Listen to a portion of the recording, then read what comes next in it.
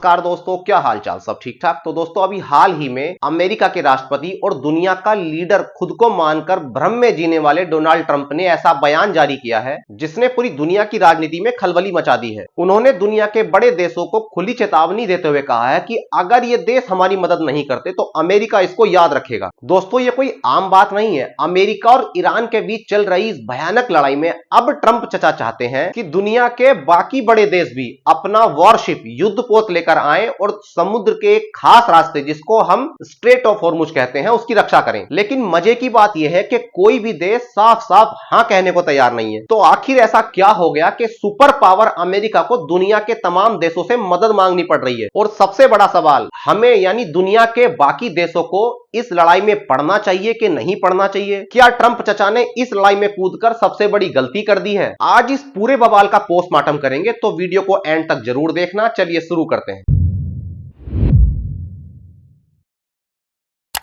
सबसे पहले समझते हैं कि ट्रंप आखिर किस चीज को बचाने के लिए दुनिया की मदद मांग रहे हैं। दुनिया के नक्शे पर पर्सियन गल्फ के पास एक बहुत ही पतली समुद्री गली है, स्ट्रेट ऑफ हॉर्मुज। सुनने में तो ये एक आम रास्ता लग सकता है, लेकिन ये ग्लोबल इकोनॉमी की गर्दन की नस है। दुनिया का 20% कच्चा तेल, क्रूड ऑयल यहीं से होकर गुजरता है। सऊदी अरब, यूएई, कुवैत और इराक का कच्चा तेल इसी रास्ते से होकर हमारे और आपके घरों तक पहुंचता है। और इसी रास्ते के मुहाने पर कौन बैठा है जी? ईरान। और ईरान ने साफ कर दिया है कि अगर हम पर कोई आंच आई तो हम इस रास्ते को ब्लॉक कर देंगे भाई। और अगर ऐसा हुआ तो पूरी दुनिया में पेट्रोल और डीजल के दाम धरती चीर देंगे और आसमान फाड़ देंगे। अब यहां एक बहुत बड़ा सवाल उठता है।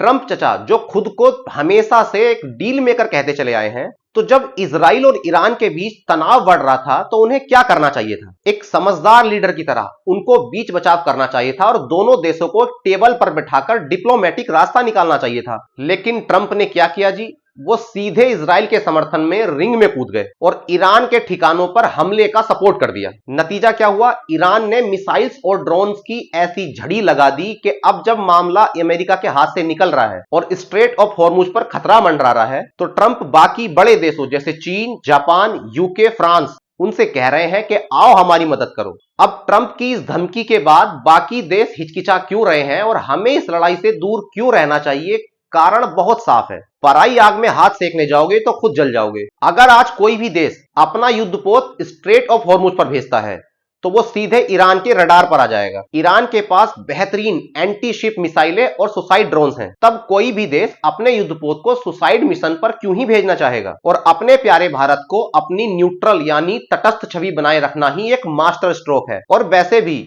उभरते हुए देश का फोकस अपनी इकोनॉमी पर होना चाहिए, ना कि अमेरिका की किसी अनचाही लड़ी हुई जंग में हाथ डालने पर। अगर हम अभी की ताजा स्थिति की बात करें तो पूरा मिडिल ईस्ट एक बारूद के ढेर पर बैठा है। ईरान एक बहुत चालाक रणनीति अपना रहा है। ईरान के विदेश मंत्री अब्बास अगीची ने साफ कहा है कि हमने किसी भी आम व्यापारिक जहाज को नहीं रोका है। यानी ईरान पूरी दुनिया से दुश्मनी नहीं ले रहा है, वो सिर्फ अमेरिका और उसके सहयोगी जहाजों को टारगेट करने का दबाव बना रहा है। ये ईरान का अमेरिका को सीधा मैसेज है। स्ट्रेट ऑफ हॉर्मुज का कंट्रोल हमारे पास है। इजराइल, सऊदी अरब और यूएई के आसपास का पूरा इलाका हाई अलर्ट पर है। तो दोस्तों कहानी का सार यह है कि अमेरिका ने एक ऐसी जलती हुई आग में हाथ डाल दिया है जिसको बुझाना उसके खुद के बस की बात नहीं है। ट्रंप की चेतावनी के बाद भी दुनिया वेट एंड वॉच के मोड में है। कुल मिलाकर कहानी यह है कि दुनिया का सबसे महत्वपूर्ण तेल रास्ता और उसके आसपास का क्षेत्र और दुनिया की बड़ी ताकतों के बीच बढ़ती हुई रणनीतिक लड़ाई, एक तरफ ईरान और दूसरी तरफ इजराइल और यूनाइटेड स्टेट्स, और बीच में खड़ी है पूरी दुनिया। अब देखना यह है कि क्या संकट जल्दी खत्म होगा या फिर यह दुनिया के लिए एक और बड़े भू राजनीतिक संघर्ष की शुरुआत बन सकता है। आपको क्या लगता है?